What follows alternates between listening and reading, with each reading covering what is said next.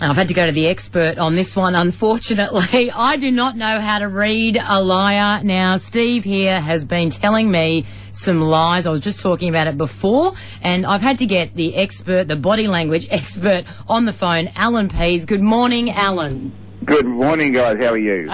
I'm very well, but I am concerned. And look, I think everyone out there wants to know how to read a liar, Allan. Steve, my co-host, I believe he's been telling me some lies, but I just wouldn't know how to tell. Have you got some tips on how to pick a lie? Allan, she's obsessed with her butt. And what else is a guy supposed to do, Jesus? Well, if women didn't ask men questions, men wouldn't be forced to lie. That's Absolutely. There you go. Well, there are definitely things you can look for. One of the first things that happens when people start to tell intentional lies, is they've thought it through and they thought they're going to spin you a really good story. It's associated with an increase in blood pressure, which is revealed in a couple of ways. The first interesting thing is that the soft tissue in the nose starts to expand with blood, which causes it to get an itchy feeling, and that's why people start going and grabbing their nose and touching it. So nose touching is the first thing. However, maybe they just had an itchy nose. That's the danger. So I got a mate of mine that goes red in the face quite a bit. Does that necessarily mean that he's telling porkies? Well, it's possible. Now, what you've got to look for is a group of what we call a cluster. You've got to look for at least 3 bits of information, just one on its own. Okay. And maybe he's got a bit of high blood pressure. Okay. Maybe, yeah, rightio. Yeah, maybe people are severely constipated go red in the face. So. You say, are you lying to me or you just want to go to the toilet? So you've got to look for at least 3 bits of information. And an increase in blood pressure will also show on the cheeks. So if they're touching the nose and the cheeks get a little bit redder and they look away towards the ground, you've got at least 3 there, which gives you a pretty good indication maybe they're not being completely straight with you. Right, okay. Well, I've found that, he's also been telling these furfies about, his food and diet, and he picks at things, like picks at certain areas of his body. Is that part of it, or? Which areas are you picking at? Oh, just areas. Probably shouldn't go into too much detail, but I just find he seems a bit agitated when he picks there. Yeah, well, it's interesting.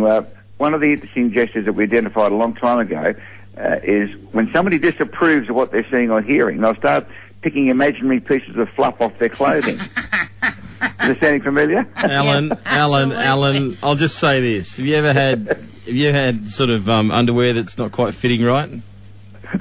Yeah, say no more. Yeah, I'm going to give it back to my wife any minute. Hey, tell me something, like, if you're in a situation where you've got to tell a lie, like, how do you get away with telling a lie? What are some good tips? Let's reverse it. Well, you're absolutely right. In fact, we estimated when we wrote that book, Why Men Lie, that around 70% of all social conversations we have involve lies. I mean, not necessarily malicious lies to get one up on someone, but look, the reality is, if you guys were to say to everybody you'd met in the last 24 hours, if you were to say exactly the things in your mind, the absolute truth, where would you be right now? It'd be just you'd terminate every friendship, like your relation, your family would be in pieces. Oh, you'd be fired. You'd be in hospital probably. Yeah. If you told the truth. How true is that? Yeah, well, it is. So we developed the ability very early to be able to lie purely because it's a social glue that allows us to interact without saying to someone, nice to meet you, gee, who did your hair cut? It's a shocker. But do you think that it would be healthier, though, and we'd have less issues if we did just cut out lying and completely tell the truth? Well, no, he's just said we'd terminate relationships. No, but what if everyone did it, though? You know what I mean? If it was across the board and it was the way we interacted in society... Oh, no, you'd have absolute... I mean, I think of myself, I think of the people I met yesterday. Nice to meet you, Susan. Great boobs. Oh, wow, what am I going to do with you? I love that world. How socially interactive would that be? I mean, if you told everybody exactly what you thought, we would have absolute chaos. We'd have murder. We'd have people who had no friends, no family, and they'd be fired. So you've got to be able to lie. The problem is... whether the other person reads it. Now, if the other person's a woman, they have a 3 times greater chance than a male of being able to detect a lie. Women are hardwired for detecting lies for survival of infants. That is, they need to be able to identify if a stranger's going to be friendly or aggressive, and when a baby can't talk, to be able to understand its moods. So as a result of that, this is the reason, Steve, you can't lie to women to their face, and you shouldn't do it. You ring them up. Oh, is that so it's a phone call? I know. Steve's always on the phone to me. That's what it's all about. Yeah, don't go face to face. But most guys who've had an experience with women know that if you go face to face and try and tell even just a little lie, your chance of getting away with it. I mean, how well can you do it, Steve? Well, I reckon I'm pretty good at it, to be honest. Well, he's been lying. Well, that's because they're letting you think that.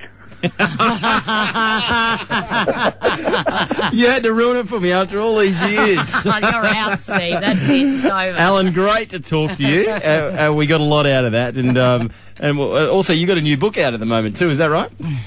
Yeah, the new book's called Body Language in the Workplace. Yeah, just released this week. Oh, perfect. Well, I'll be going and getting a copy Get your hands of that. on that. Thank you very You're much, not rubbing Alan. your nose, are you?